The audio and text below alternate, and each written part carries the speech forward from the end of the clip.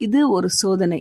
கிறிஸ்துவுக்குள் பிரியமானவர்களே, சகோதரி நான்சி சொல்கிறார்கள், நாம் பள்ளியில் படித்த காலத்தை நினைத்து பாருங்கள். ஆசிரியர்கள் சில நேரங்களில் திடீர் தேர்வுகள் கொடுத்தார்கள்.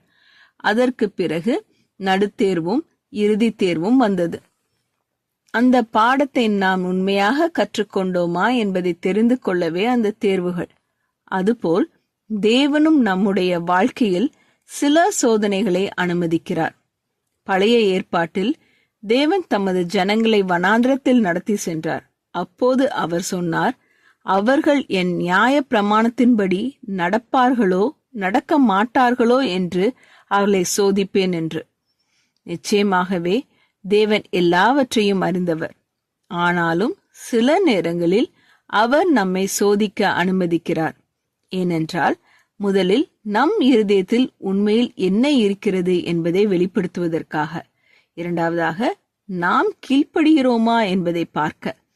மூன்றாவதாக நாம் உண்மையாக அவரை நம்புகிறோமா என்பதை அறிய.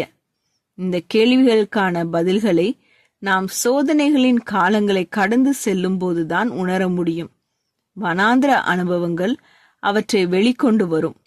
ஒருவேளை நீங்கள் இப்போது ஒரு கடினமான சூழ்நிலையை சந்தித்துக் கொண்டிருக்கலாம். இந்த அனுபவத்தின் வழியாக உங்கள் இருதயத்தை தேவன் வெளிப்படுத்தும்படி அவரிடம் கேளுங்கள். சரியான நேரத்தில் அவர் உங்களை அந்த சூழ்நிலையிலிருந்து நடத்தி செல்கிறார். ஜெபம் செய்வோம். எங்கள் அன்பின் பரமபிதாவே, எங்கள் வாழ்க்கையில் வரும் சோதனைகளையும் கடினமான காலங்களையும் புரிந்து கொள்ள சில நேரங்களில் எங்களுக்கு மிகவும் கஷ்டமாக இருக்கிறது. ஆனால் அந்த நேரங்களிலும் நீர் எங்களை விட்டு விடாதவரும் எங்கள் இருதயத்தை வடிவமைக்கும் தேவனுமாக இருப்பதற்காக உமக்கு நன்றி. கர்த்தாவே, இந்த சோதனைகளின் வழியாக எங்கள் இருதயத்தில் என்ன இருக்கிறது என்பதை நீர் எங்களுக்கு காண்பியும். உம்முடைய சித்தத்திற்கு கீழ்ப்படியவும் மனதை எங்களுக்கு தாரும். எந்த சூழ்நிலையிலும் உம்மை நம்பும் விசுவாசத்தை எங்கள் உள்ளத்தில் வளர்த்தருளும்.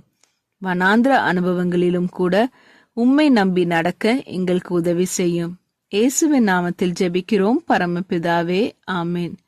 இந்த மெசேஜ் 4 செப்டம்பர் 2024 நான்சி டிமோஸ் வோல்கமுத் அவர்களின் இயேசுவை தேடி என்ற புரோகிராமிலிருந்து எடுக்கப்பட்டது. கர்த்தர் உங்களை ஆசீர்வதிப்பாராக.